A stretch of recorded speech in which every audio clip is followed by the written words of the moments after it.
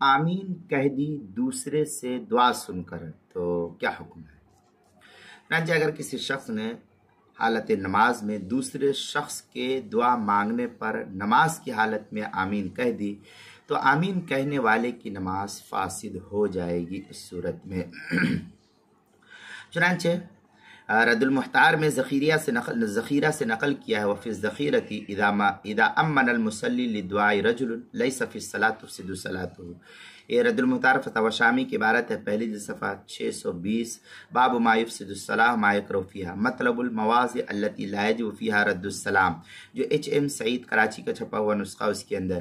فتاوی عالمگیریہ پہلی جلد صفحہ 98، کتاب الصلاۃ الباب السابع جو مکتبہ رشیدیہ کا چھپا ہوا نسخہ کوئٹہ کا ہے۔ فتاوی قاضی خان جو فتاوی ہندیہ کے حاشیے پر اس کی پہلی جلد صفحہ 136، کتاب الصلاۃ مطلب الصلاۃ جو مکتبہ رشیدیہ کوئٹہ بلوچستان کا چھپا ہوا نسخہ ہے، اس کے اندر نماز کے مسائل کا انسائکلوپیڈیا صفحہ 58، عنوان ہے آمین کہہ دی دوسرے سے دعا سن کر، اس کے تحت نقل کیا ہے۔